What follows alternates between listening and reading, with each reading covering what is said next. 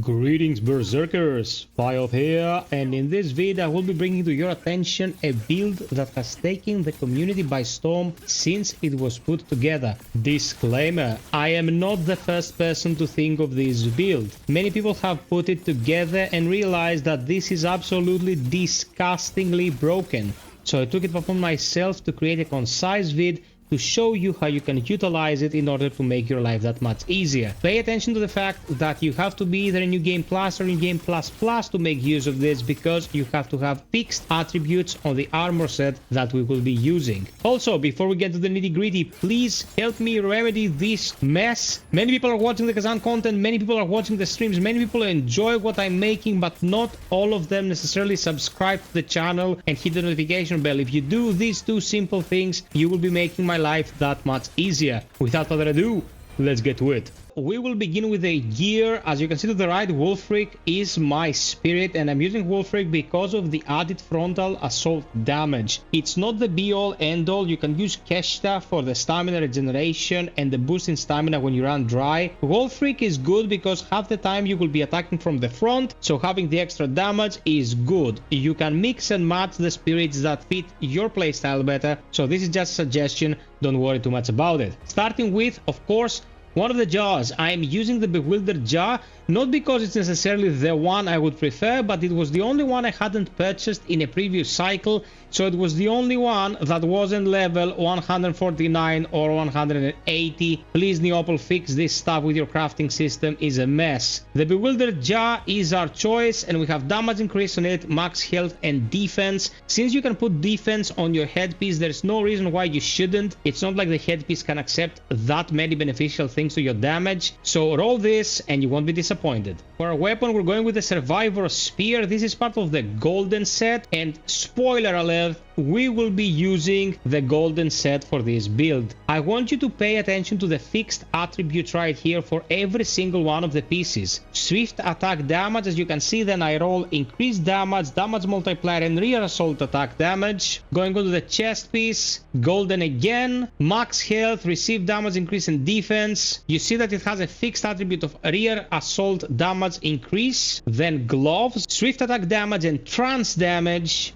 Leggings, rear assault damage, and boots, swift attack damage and trance damage. What you wanna roll on your PCs is pretty much reliant to what each one of these categories of gear can roll. So boots cannot roll defense, so I put the damage multiplier, stamina, recovery and max stamina. For the golden leggings that can accept defense, I put defense, max stamina and max health. For the gloves that cannot accept defense, attack damage, damage multiplier and damage increase. For the chest, defense, receive damage decrease, max health, and of course we already covered the jar. If you want to keep rolling forever just to get multipliers in your damage, or if you want to get a multiplier to your damage that's 2% higher than the previous one, be my guest. I cannot be arsed with this shit. It's a ton of materials and a lot of time and totally up to RNG, so I'm pretty good with what I got. If you can get something akin to what I've got, you will be getting the results you saw in the opening clip. Now for our accessories, your necklace should be necklace of strikes for rear assault damage, free 20% rear assault damage, and of course the fixed is an additional 5 max health, damage multiplier increase and attack damage. And here many people recommend you go with Reese's ring. It's great because just one piece gives you 20% stamina recovery. This is fantastic. If you find it difficult to survive for some reason with this build, you can go for a strategy string that will give you 50% received damage decrease at a 30% activation chance. Very, very good for staying alive when bosses are overwhelmingly damaging, no matter how much damage you can dish out yourself. Now for the skill tree, I'm not gonna suffer, and I don't want to put you through a time wasting situation here. I am at max skill points and pretty much everything here could have been maxed, but there is conflict in between the swift to potent activation chains. What I can do for you is tell you what not to use according to my preference, but first we're gonna start with trance.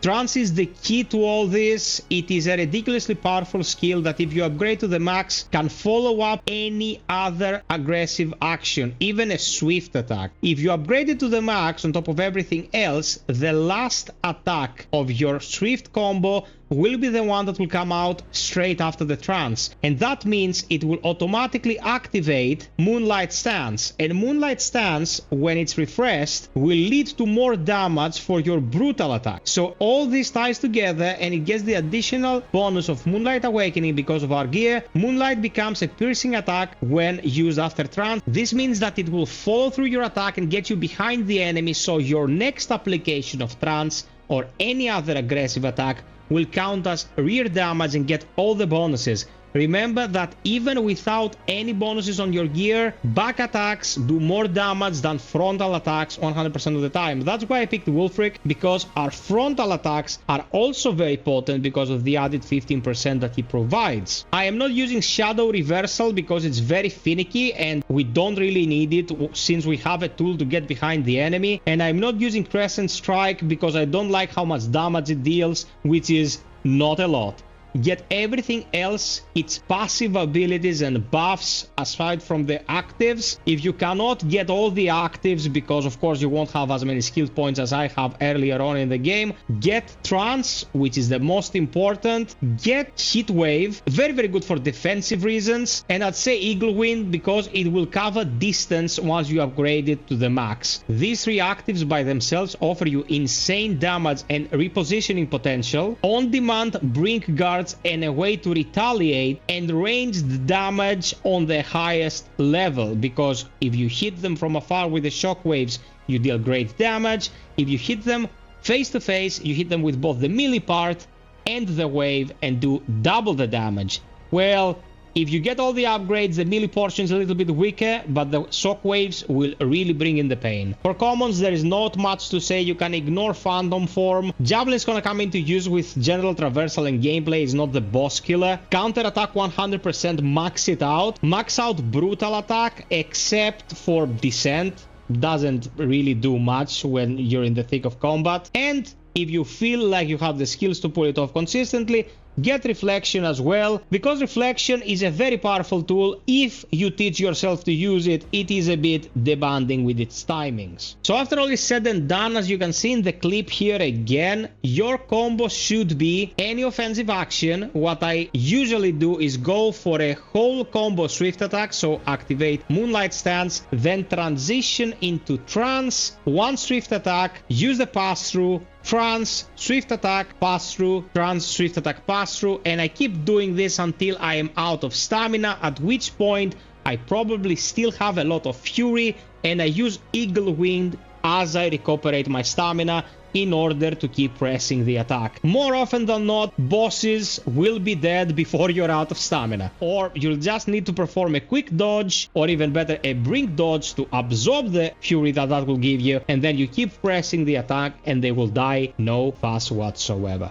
Guys, I hope this was pretty on point, quick and concise, because I wanted to bring this build to the attention of people. The more people use it, the more Neopol will hear about this, and eventually they will either rebalance this or bring other stuff up in order to meet this build.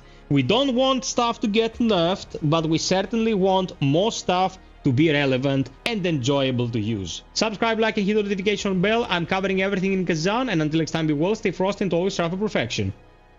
Cheers!